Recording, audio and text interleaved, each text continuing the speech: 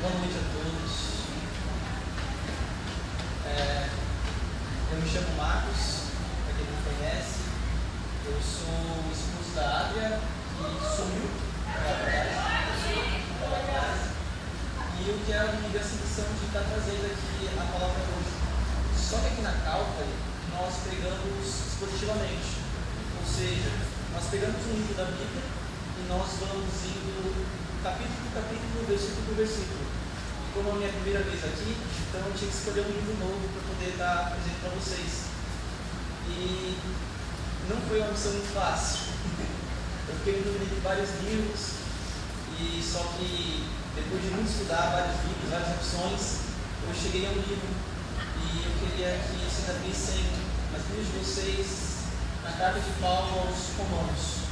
Vai ser essa nova série. Aqui na Calvary, cada pessoa que vai ministrar não tem essa série, né?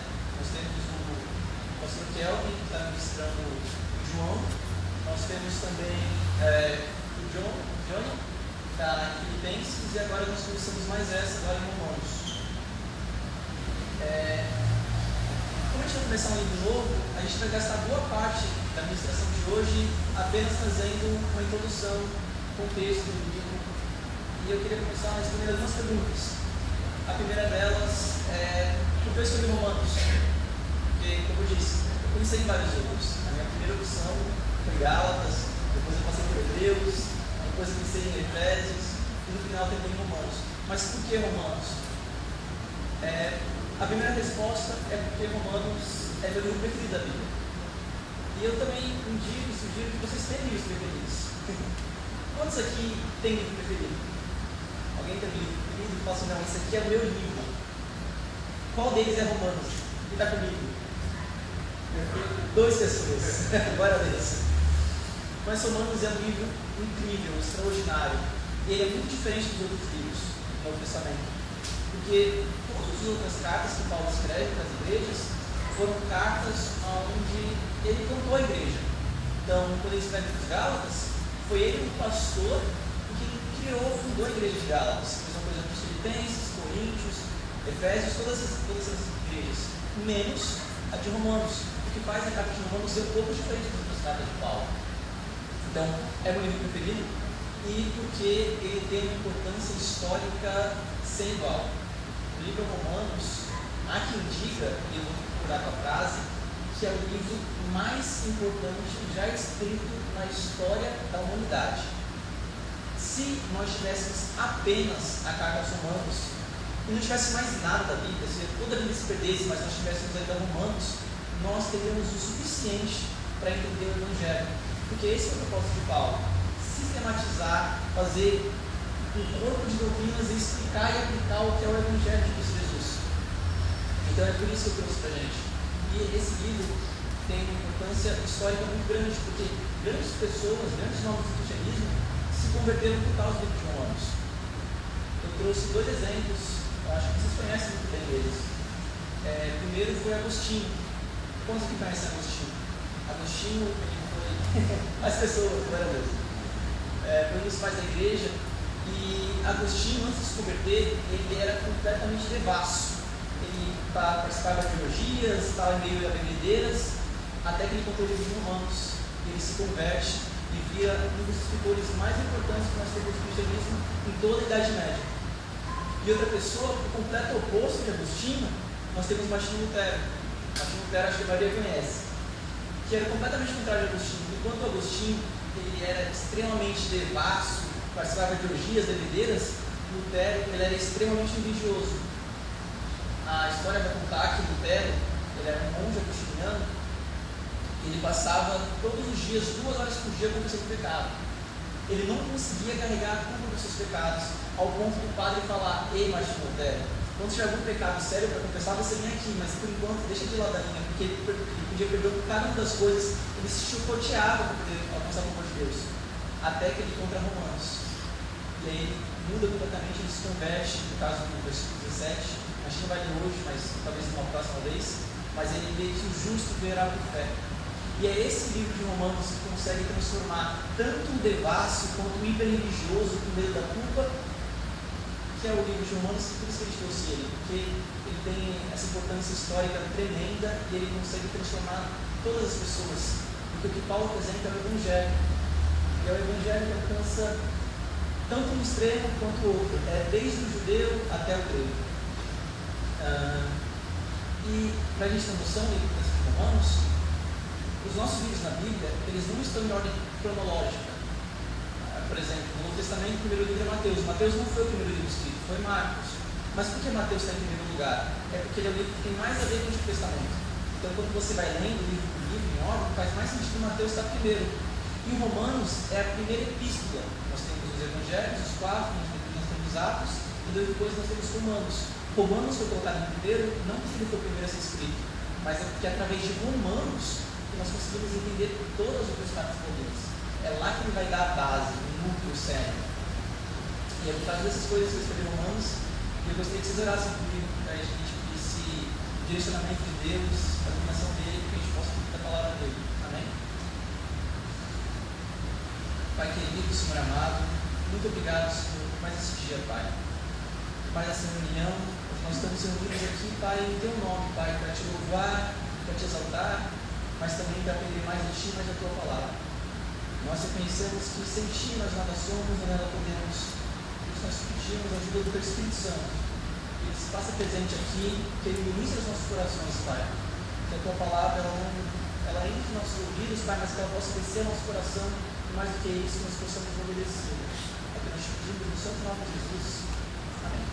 Amém.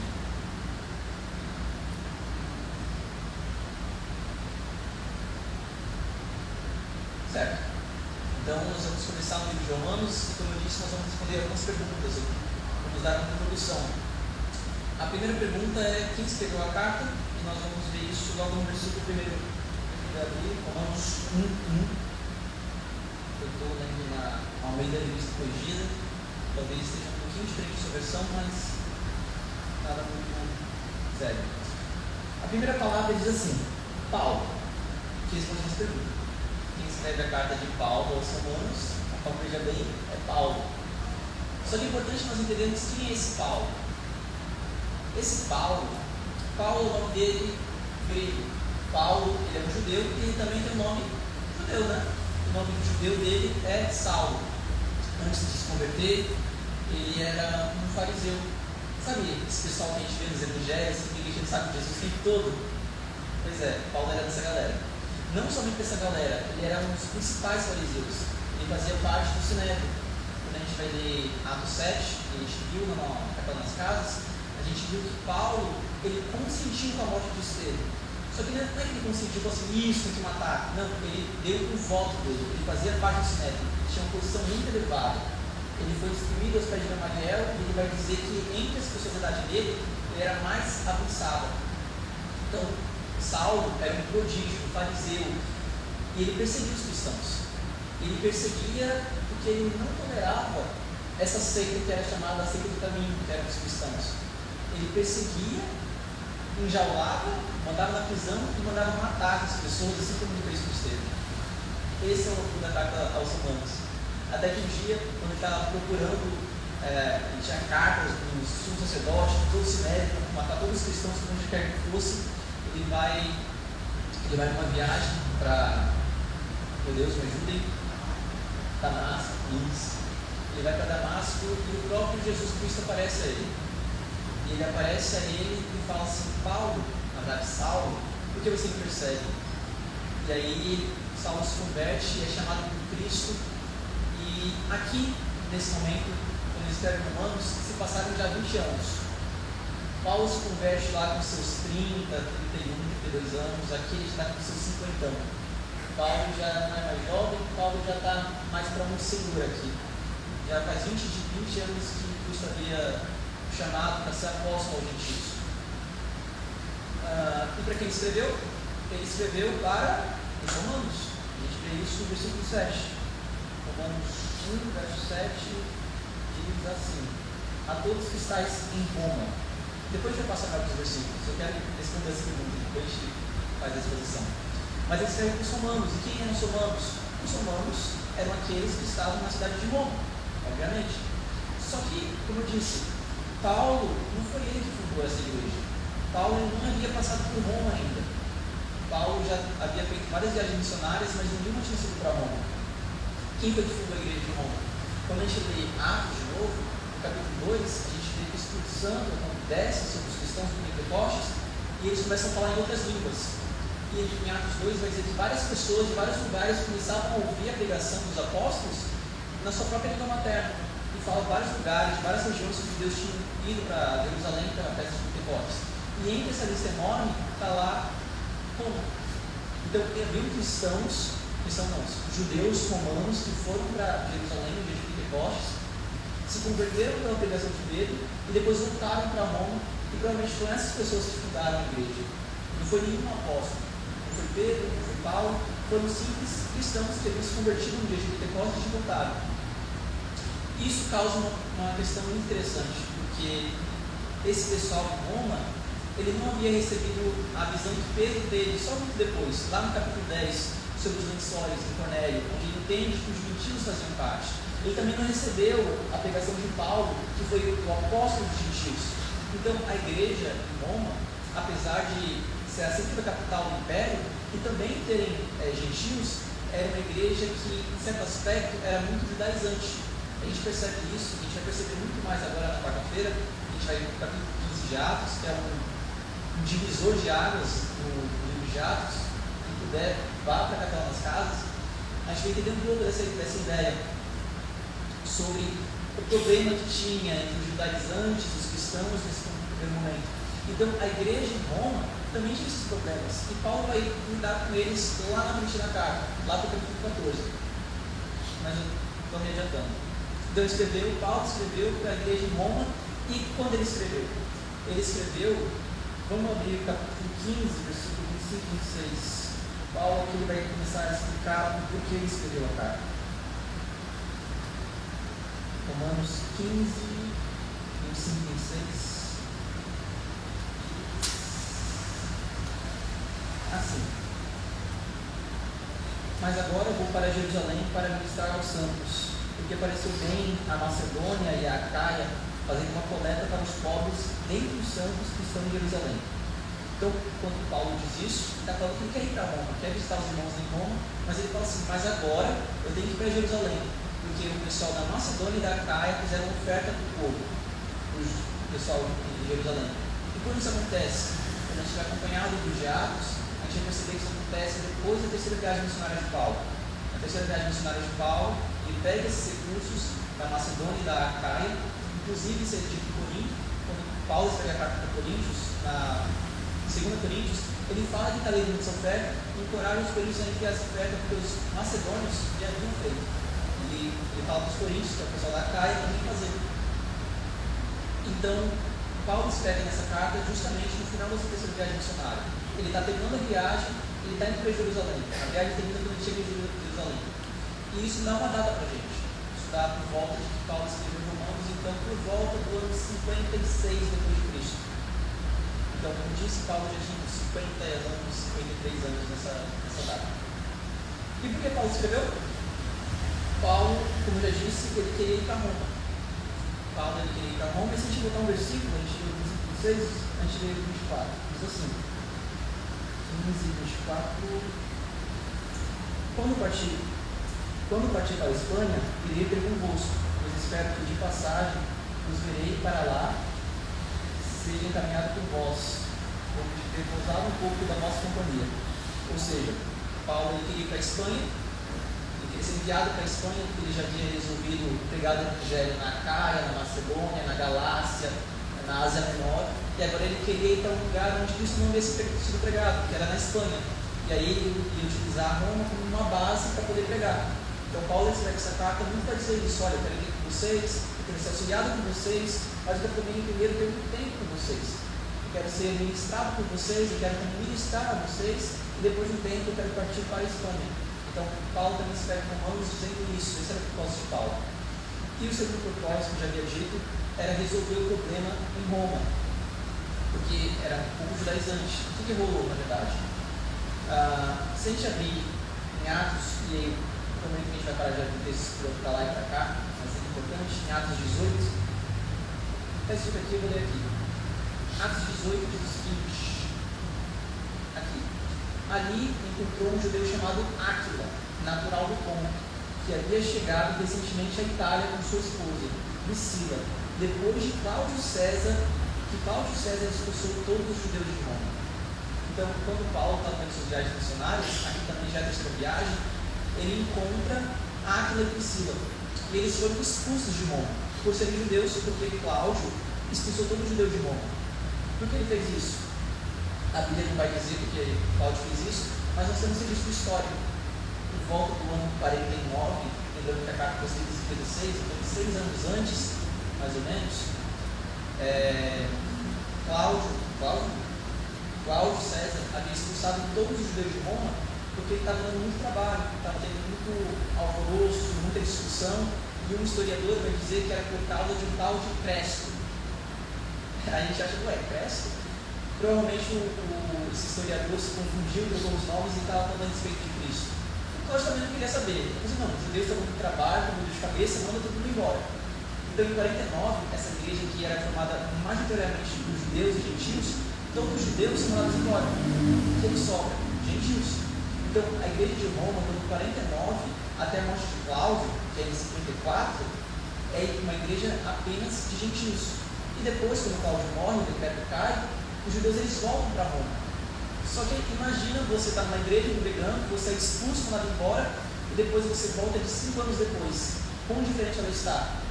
E os judeus acharam isso terrível, porque antes eles seguiam a circuncisão, a guarda do sábado, os alimentos, a dieta religiosa, e quando eles voltam, os gentios não estão fazendo isso. E começa a dar briga. Como eu disse, Paulo vai resolver isso lá no capítulo 14, mas a base para a resolução do problema é o tema da carta. E o tema da carta é qual? E a última pergunta, antes de poder fazer a exposição, o que Paulo escreveu? Paulo escreveu a respeito do Evangelho. O objetivo de Paulo, o maior objetivo de toda a carta, era pregar o Evangelho aos romanos. Ele não havia estado lá, não foi ele quem pregou, então ele queria garantir que a fé deles estava uma fé saudável, uma fé correta, que eles creram corretamente em Cristo verdadeiro. Ele vai lidar um pouco disso também nas Gálatas, porque estava se desviando da verdade, mas aqui Paulo não havia pegado nada. Então ele vai pegar sistematicamente, tintim por tintim, desde o começo, a aplicação, o que é, o que não é, como é que faz do Evangelho. Então esse é o objetivo de Paulo escrever, esse é o conteúdo da carta, o Evangelho, porque Paulo é muito legal, porque Paulo ele geralmente escreve as cartas para resolver problemas. Então o pessoal estava tendo algum problema em alguma igreja, Paulo pega, escreve uma carta para resolver o problema. A igreja de Romanos também tinha problemas, mas como eu disse, é uma carta diferente. Paulo não era pastor de lá, não foi fundador de lá. Então ele apresenta o Evangelho, porque todo problema que Paulo ele vai resolver, ele resolve com o Evangelho. Isso é muito legal. Por exemplo, em Corinto estava tendo um problema a respeito de partidarismo. Não estava falando, não, eu sou de Paulo, eu sou de Apolo, eu sou de Pedro, eu sou de Jesus. Como é que Paulo resolve? Assim, por acaso, Cristo Jesus está dividido? Ele resolve com o Evangelho. Ele quer juntar recursos financeiros, inclusive em Corinto. O que ele faz? Ele fala assim, olha, siga um exemplo do nosso Senhor Jesus, que ele era muito rico, mas ele se fez pobre por nós. Então, para pedir oferta, Paulo resolve com o Evangelho. Tinha um problema com imoralidade. Então, assim, por acaso vocês vão no corpo de Cristo, que é a igreja, com uma meretriz? Não vão, né? Ele sempre resolve todos os problemas em qualquer segmento com o Evangelho. E aqui em Romanos não é diferente. Então, ele vai apresentar tudo sobre o Evangelho, base por base, tintim por tintim, e com isso nós podemos ler.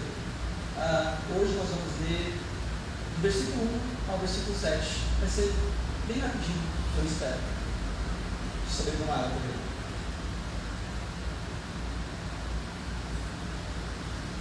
Eu vou ler do 1 ao 7, depois a gente volta e vai ver cada ponto importante.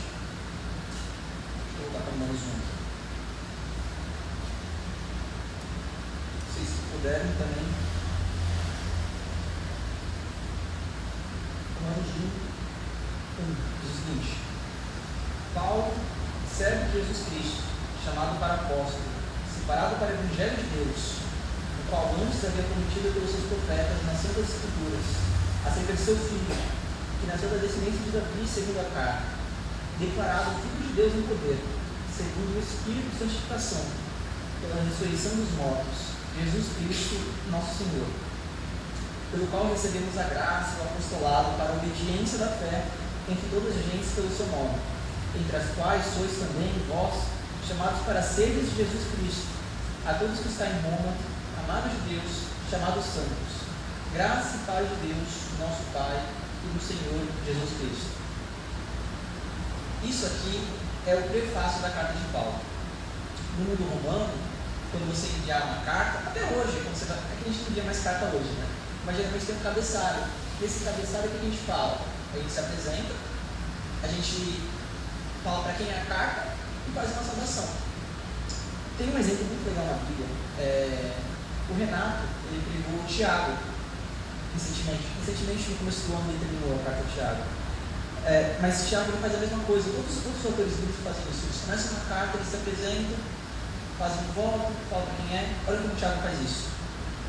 Tiago 1:1. Tiago, servo de Deus e do Senhor Jesus Cristo, as 12 tribos que amam dispersas. Saúde. É isso. Paulo usa 7 versículos para fazer o que Tiago faz em só um. Esse era o padrão. Tiago é o normal. Paulo que é o diferentão. Paulo ele pega uma saudação que é simples. Eu, Paulo, aos romanos, graça e paz, e ele transforma nesse mundo todo. E aí a gente tem que destrinchar aqui para ver a riqueza que Paulo ele começa a falar do Evangelho já desde a saudação, já desde o prefácio. O objetivo então vão ser 6 pontos.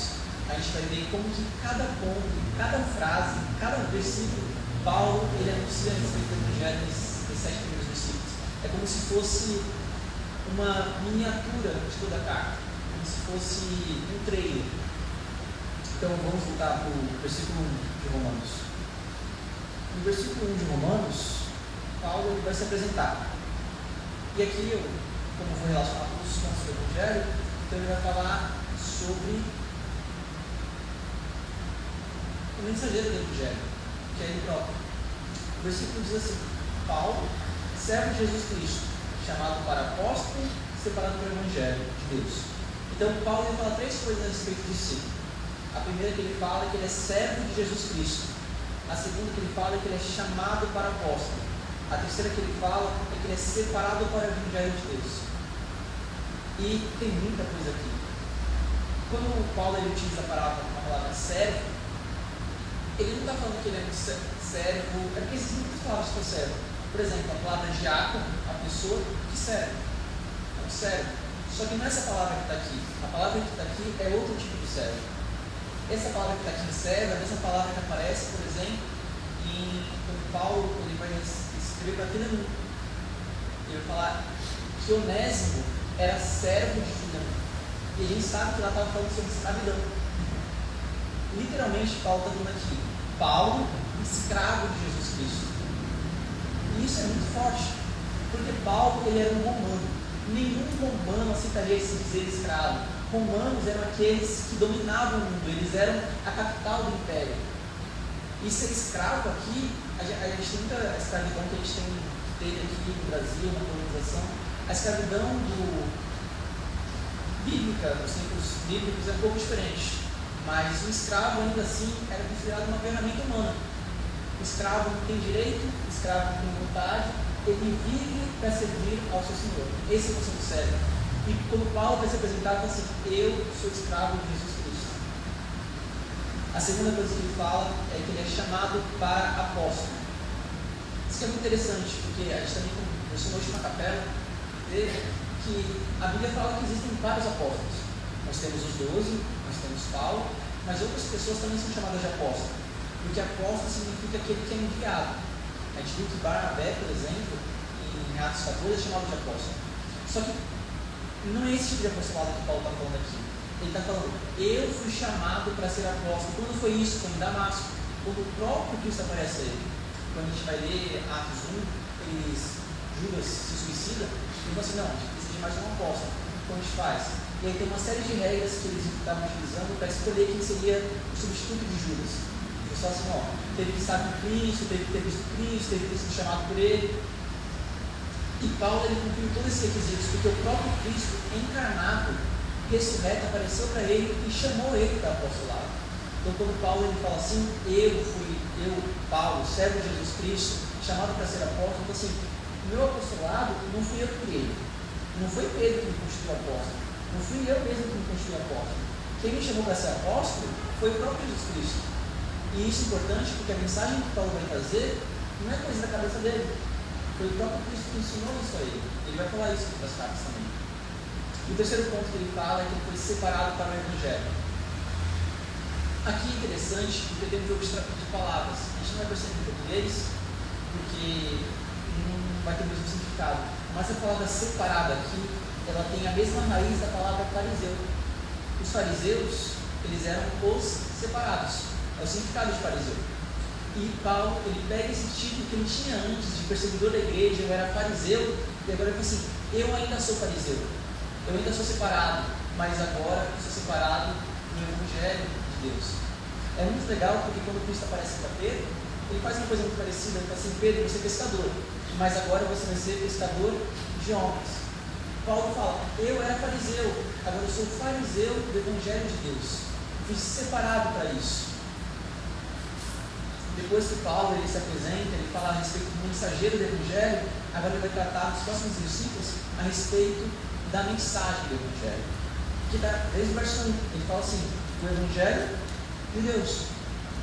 O Evangelho não é de Paulo, o Evangelho não é humano, não é inventado. O Evangelho é de Deus, o Evangelho significa boas novas, boa notícia.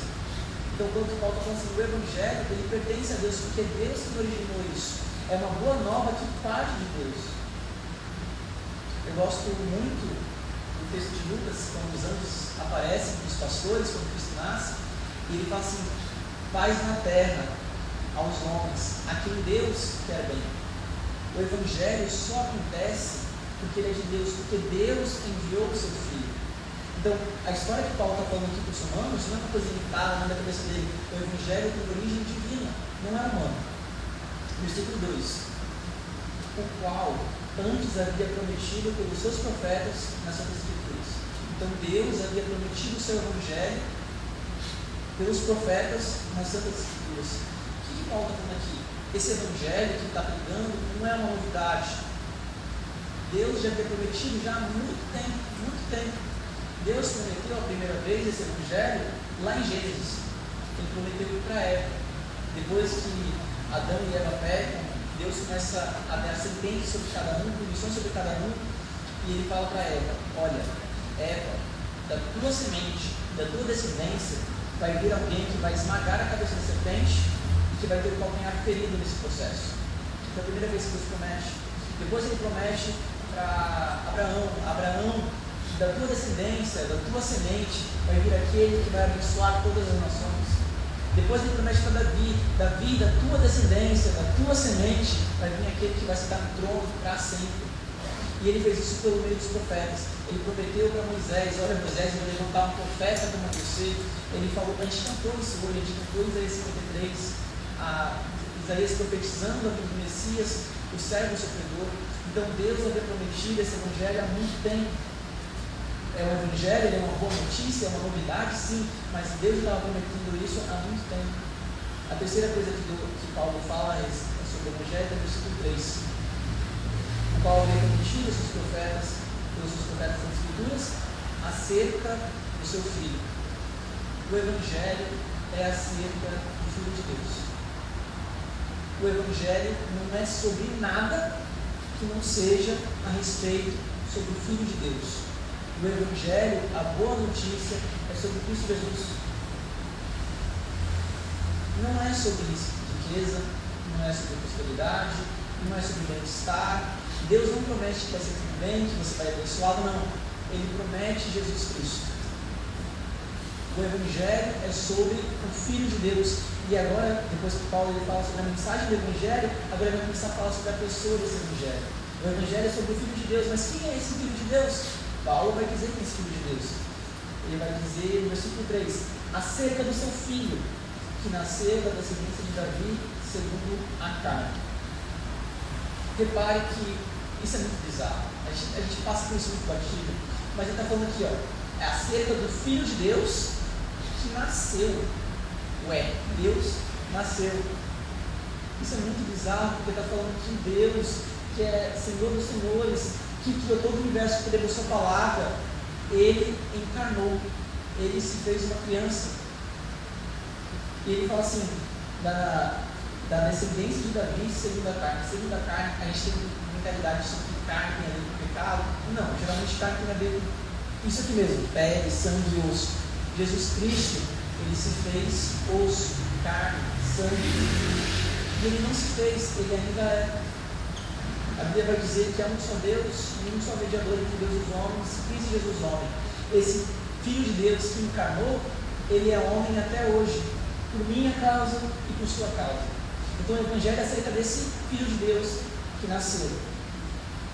Versículo 4. Declarado Filho de Deus em poder, segundo o Espírito de santificação, pela ressurreição dos mortos. Aqui nós temos dois pontos. Ele é declarado Filho de Deus, como? Segundo o Espírito de santificação e pela ressurreição dos mortos. Querido, que ele é Filho de Deus, a gente já viu no versículo 3. Mas aqui ele vai dizer que ele foi confirmado como Filho de Deus por causa de duas coisas. A primeira, o Espírito de santificação. A segunda, a ressurreição dos mortos. A gente poderia tentar entender as duas coisas como uma só. O Espírito Santo que ressuscitou Jesus dos mortos. Só que Paulo escreveu muitas cartas e em nenhuma carta, em nenhum lugar, Paulo chama o Espírito Santo de Espírito de santificação. Então, é preferível que a gente considere como duas coisas. Ele foi declarado Filho de Deus em poder por causa do Espírito de santificação e por causa da ressurreição dos mortos. Então, vamos começar. O que significa Espírito de santificação, então? O Espírito de santificação significa a forma pelo qual Cristo andou, a forma pela qual Cristo viveu.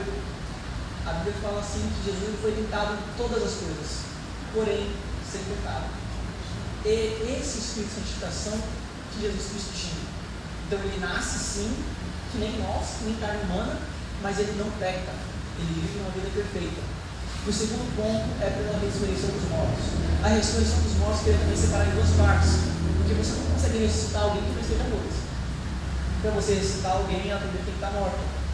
Então, a ressurreição dos mortos está na primeira parte, esse Filho de Deus que nasceu, que viveu uma vida perfeita, ele morreu. Segunda parte, ele foi ressuscitado entre os mortos. Então, nesses dois versículos, Paulo ele consegue encaixar o Evangelho inteiro de Jesus Cristo. Ele fala assim, a respeito do Filho de Deus, que se fez humano, que nasceu e que viveu uma vida perfeita, e que ele morreu e que ele foi ressuscitado. Quem estava aqui na conferência chamado pode ter um déjà vu, porque foi exatamente esses 4 pontos que eu trouxe: nascimento, a vida perfeita, a morte e a ressurreição de Jesus Cristo. Esse é o Evangelho, essa é a boa notícia. E na conferência também eu trouxe o texto para falar a respeito disso, sobre Efésios 2, que vai falar como Cristo ele se esvazia de si mesmo e é achado em forma de servo, e com servos foi fiel até a morte, morte de cruz. Aí depois ele vai voltar. Então, assim, pelo qual Deus lhe concedeu um nome que é acima de todo nome, um nome que todo joelho se dobrará e que toda boca confessará que Ele é Senhor. E é o que Paulo vai dizer aqui, logo em seguida, no versículo 4, pela ressurreição dos mortos, Jesus Cristo, nosso Senhor.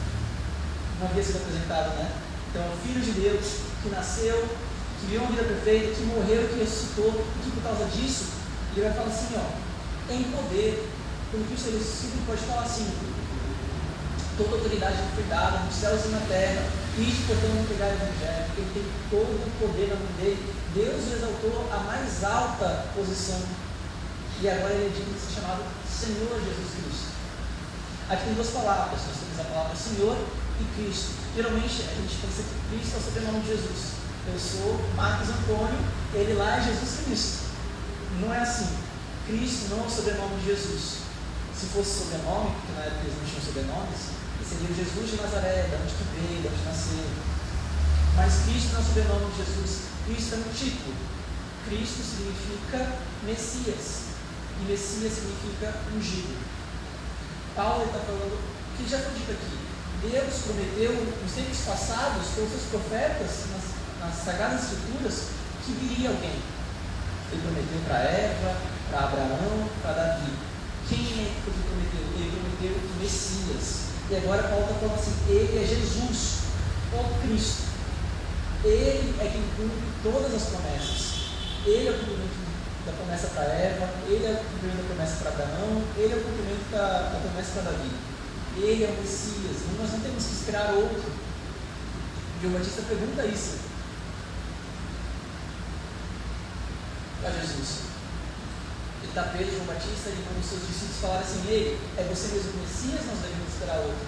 E Jesus ele responde, cara, os cegos estão vendo, os coxos estão andando, o evangelho está sendo entregado aos pobres. O que você acha? Então ele é o Cristo, ele é aquele que foi prometido. Nós não temos que esperar outro. Os judeus esperam o Messias deles até hoje, nós não temos que esperar, porque o nosso Jesus, ele é o Cristo, ele foi aquele que foi prometido. Para aqueles patriarcas, sim, mas também para nós. E segundo ponto, Jesus ele é Senhor.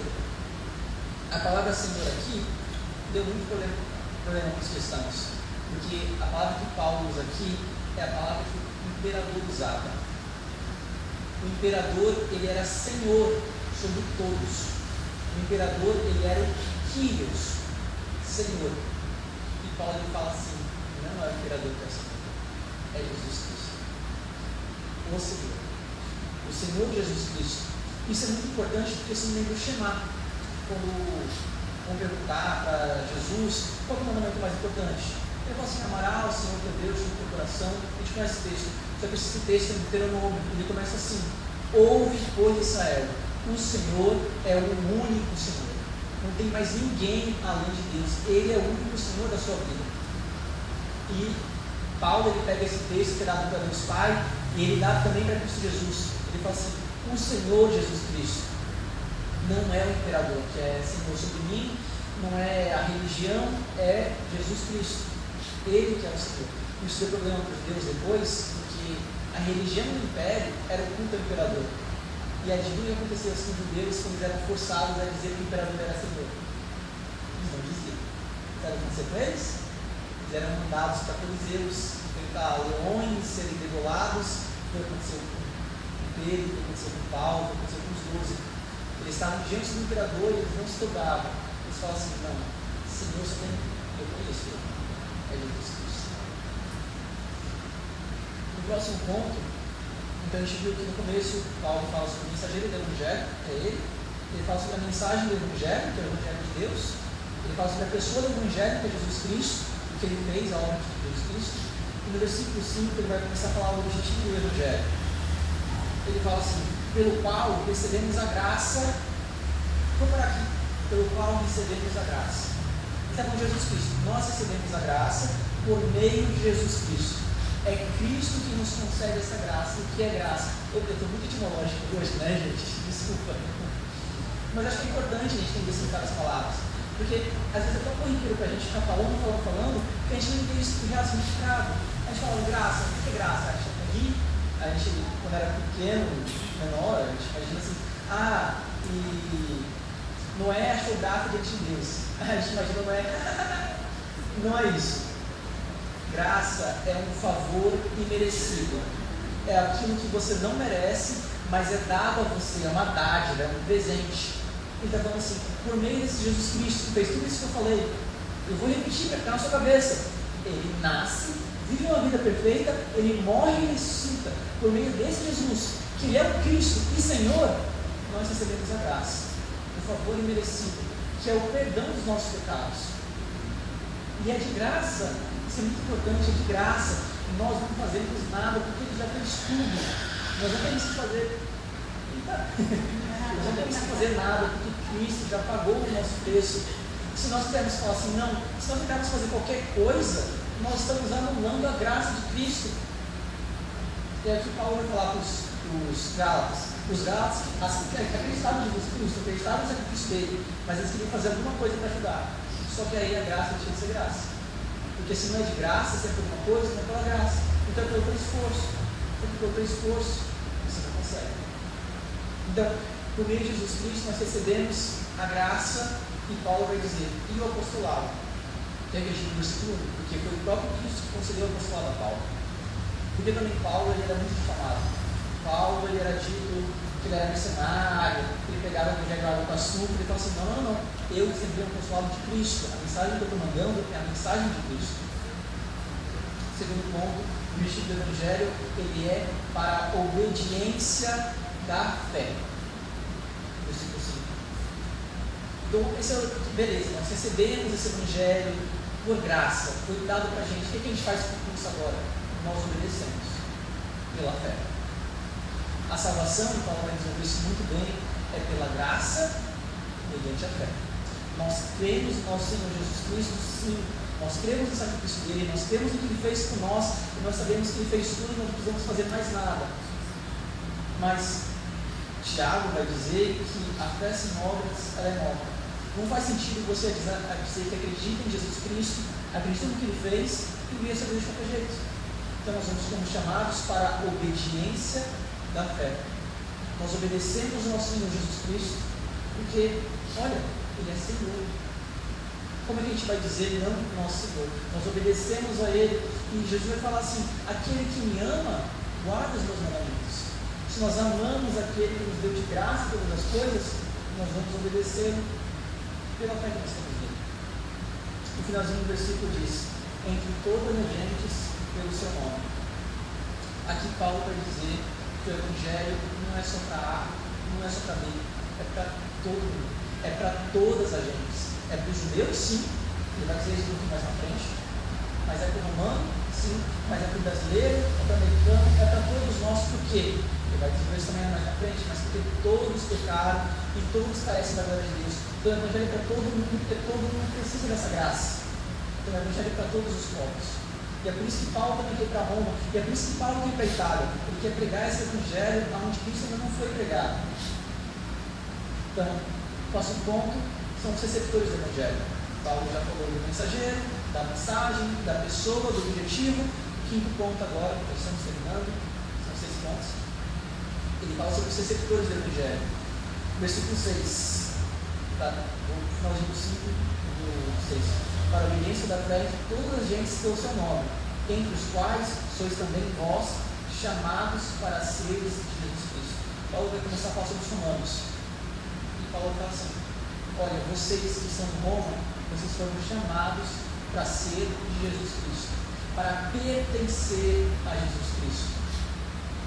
Paulo utilizou isso: eu sou servo, eu sou escravo de Jesus Cristo. E Paulo fala assim: vocês também foram chamados para isso. Vocês foram chamados para pertencer, para serem escravos de Jesus Cristo. Sabe por quê? Porque ele comprou vocês. Essa é a linguagem bíblica. Pedro vai falar que não foi por ouro nem prata que Deus nos comprou e nos livrou da nossa boa maneira de viver, mas foi com o precioso sangue de Jesus Cristo. Em Apocalipse 5, que eu já falei aqui para vocês, vai dizer que ele nos comprou, povo de toda tribo, língua e nação, e nos constituiu reino e sacerdote. Assim como os romanos, nós também fomos chamados para sermos de Jesus Cristo, para pertencermos a eles, para sermos servos e escravos de Jesus Cristo, porque Ele é o Senhor, Ele é o Querido. Versículo 7. A todos que estáis em Romas, amados de Deus. Os romanos, eles eram amados. E aqui eu queria fazer uma diferenciação, porque em João vai dizer que Deus amou o mundo. Então Deus ama assim todas as suas criaturas. A gente não tem dúvida disso. Deus tem o desejo de que todos os homens sejam salvos. A Bíblia vai dizer isso sim. Só que Deus tem um amor especial por aqueles que Ele chamou. Deus tem um amor especial por aqueles que são dele, por aqueles que Ele comprou com o seu sangue. Vocês são amados de Deus. E a Bíblia fala assim: que Deus prova o seu amor por nós. Como que Deus prova o seu amor por nós? Porque Cristo morreu pelos nossos pecados quando nós ainda éramos inimigos de Deus. Essa é a forma como Deus provou o seu amor por nós.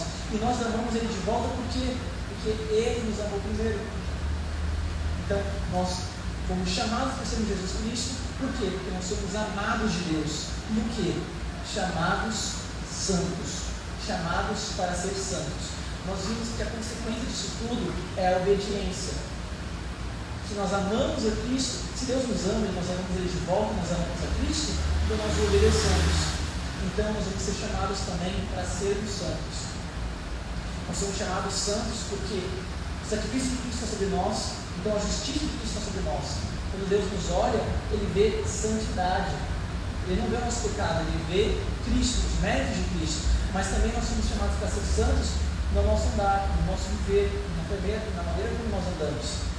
E aqui vai dizer que as pessoas vão ver as nossas boas obras e vão glorificar o nosso Pai nos céus.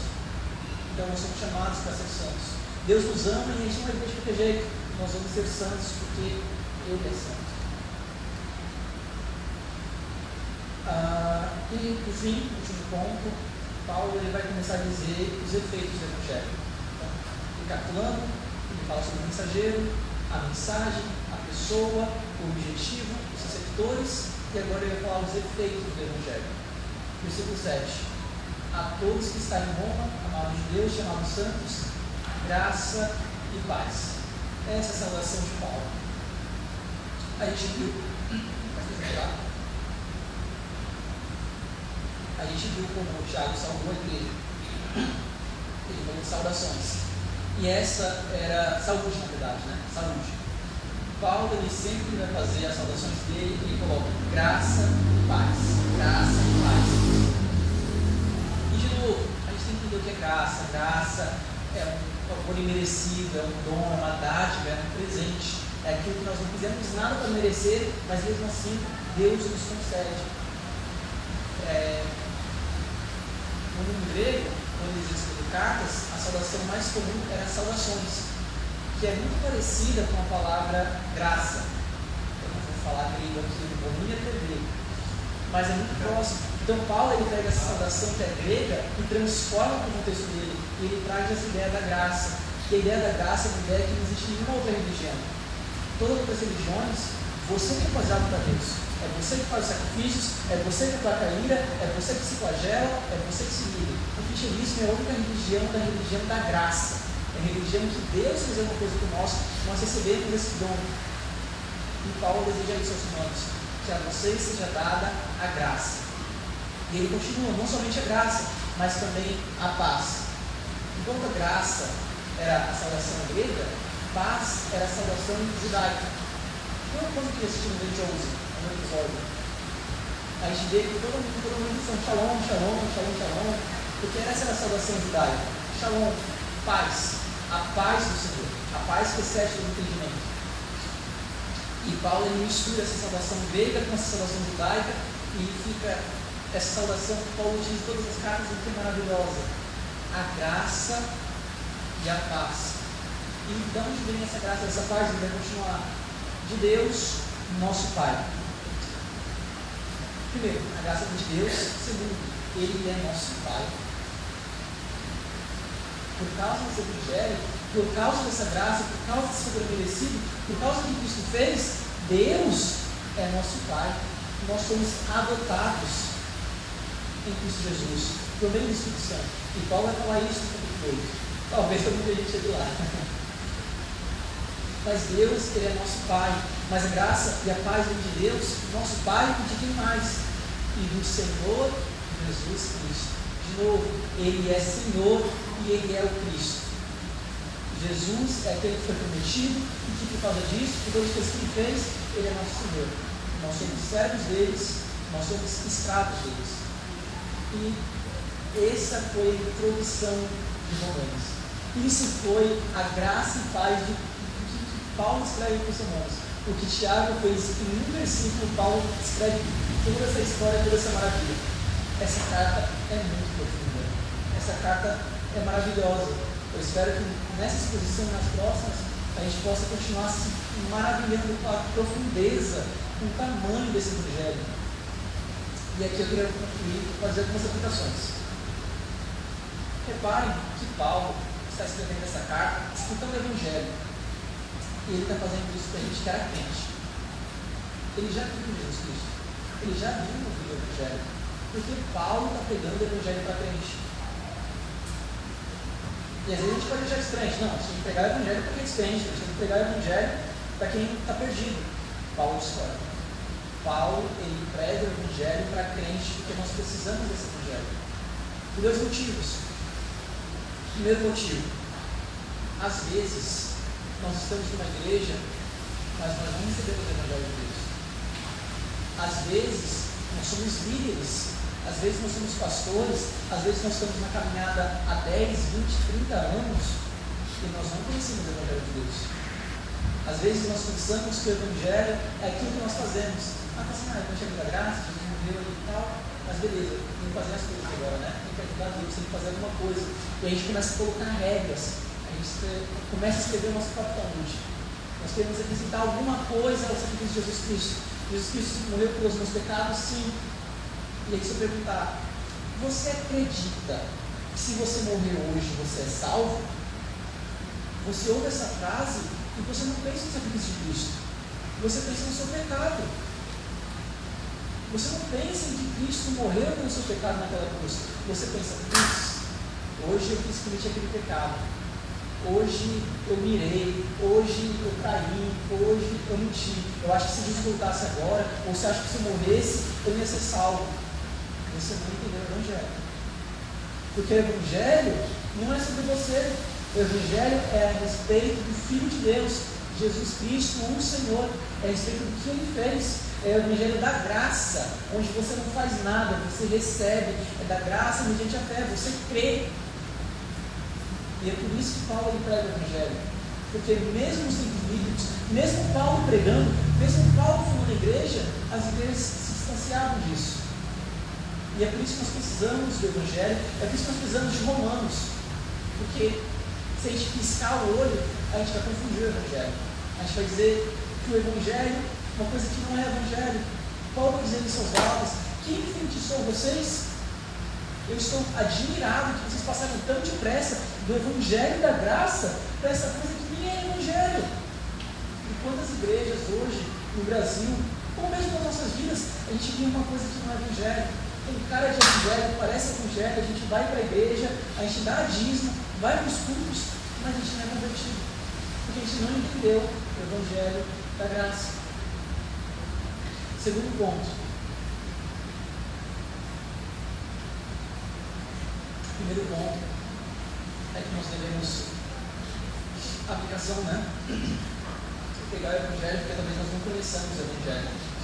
O segundo ponto é, por mais que nós conheçamos o Evangelho, nós esquecemos dele. Martinho Lutero vai dizer, ele tem equilibrado o Evangelho todos os dias, porque eu me esqueço dele todos os dias. Às vezes nós começamos bem, nós cremos em Jesus Cristo, nós entendemos, mas o tempo vai passando, a gente começa a confiar cada vez mais na força do nosso braço. Quando a gente era pobre e pecador lá no mundo e Deus nos resgata, a gente abraça a graça, porque nós não temos métodos nenhum. Mas depois de alguns anos de igreja, nossa, mas eu leio a Bíblia, nossa, mas eu vou para a igreja, nossa, mas eu faço isso, faço aquilo, e nós abandonamos o Evangelho da graça. Então, nós precisamos do Evangelho porque nós esquecemos dele. E para sintetizar, finalizar agora, que Evangelho é esse então? Qual é esse Evangelho? O Evangelho verdadeiro, o Evangelho que nós não podemos esquecer. Paulo colocou 6 pontos aqui para a gente. E a gente tem que lembrar deles. O primeiro ponto é a respeito do mensageiro do Evangelho. O mensageiro do Evangelho é o apóstolo Paulo, que ele foi chamado para ser apóstolo. Hoje em dia nós não temos apóstolos como Paulo. Ninguém apareceu aqui, Cristo não apareceu a mais ninguém para revelar suas escrituras. Paulo vai dizer por isso que ele foi o último. E por fim apareceu também a mim e me chamou. Então o Evangelho que nós temos é o Evangelho da Bíblia, é o Evangelho das Escrituras. A igreja ela é formada na doutrina dos apóstolos. Cristo Jesus chamou esses homens e concedeu dons, talentos e o Espírito Santo para escrever para nós. E hoje nós temos isso em nossas Bíblias. Então esse Evangelho que nós não podemos nos afastar é o Evangelho das Escrituras. É o Evangelho do apóstolo. É o Evangelho que nós temos em nossas Bíblias. Nós precisamos ler mais as nossas Bíblias. O segundo ponto é que o Evangelho ele pertence a Deus. As boas novas são as boas novas de Deus. Ele é o originador desse Evangelho. Não fui eu que dei o primeiro passo, foi ele que deu. O terceiro ponto é a respeito da pessoa do Evangelho, que é Jesus Cristo. O Evangelho é sobre riquezas e não é sobre possibilidade. O Evangelho é sobre Jesus, Cristo e Senhor. O quarto ponto é o objetivo do Evangelho E ele é feito para ser recebido pela graça mediante a fé. É um evangelho que nós não fazemos nada, ele fez tudo. Nós apenas cremos nele e obedecemos mediante a fé. O quinto ponto é os executores do evangelho, que somos nós. E Paulo vai dizer: vocês foram chamados para pertencer a Cristo Jesus. E foram chamados porque ele comprou vocês. Com o seu sangue, ele comprou vocês. E o último ponto é o efeito do evangelho. É o evangelho que concede a graça e a paz. E aqui eu já falei muito sobre a graça, eu queria destrinchar mais um pouco dessa paz. A Bíblia vai dizer que antes de Cristo, antes do sacrifício, antes do que ele fez por mim, por você, nós éramos inimigos de Deus. A Bíblia vai dizer que a ira de Deus estava sobre nós, que nós éramos filhos da perdição, que nós éramos merecedores da morte eterna. Mas por meio de Jesus Cristo, por meio do seu Evangelho, por meio do que ele fez por nós, nós recebemos a paz. Nós temos paz com Deus. Antes nós éramos inimigos. Deus Todo-Poderoso, o Senhor dos Exércitos, era seu inimigo. Que inimigo terrível nós tínhamos. Nós não estávamos perdidos na mão de Deus, mas por meio de Cristo Jesus, nós temos paz com Deus. Amém? Eu queria que vocês passem uma vez com os outros falando. Pai querido, Senhor amado, muito obrigado, Senhor. Muito obrigado pela carta dos irmãos. Muito obrigado porque o Senhor nos lembra do teu santo Evangelho. É o teu Evangelho, o Evangelho de Deus, a respeito da pessoa de Jesus Cristo, que nós recebemos pela graça, mediante a fé, que nos faz que nós obedeçamos a Ti, Senhor, porque o Senhor nos comprou, o Senhor nos chamou para pertencermos a Ti, e por meio desse Evangelho o Senhor nos concede a graça e a paz. Te damos graças, Deus, porque o Senhor nos amou, mesmo quando nós éramos pobres pecadores, quando nós não tínhamos vidas nós mesmos, o Senhor foi lá e entregou o seu Filho Jesus Cristo por nós.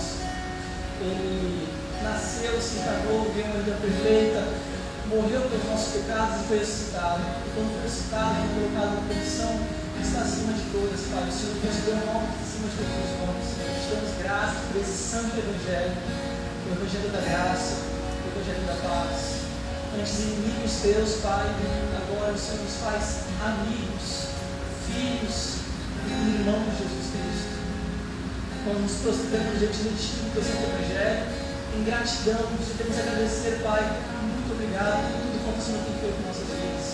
Se não fosse o Senhor, se não fosse as tuas misericórdias, se não fosse o teu amor, nós não seríamos nada, nós não teríamos nada. Que toda a glória, que todo o louvor, que toda a majestade, que todo o domínio, que todo o louvor, que toda a riqueza seja dada a Ti e somente a Ti. Nós louvamos, adoramos o Teu nome, porque o Senhor é digno, e só o Senhor é digno. Porque o Senhor, Jesus Cristo, é Senhor e Cristo. Aleluia.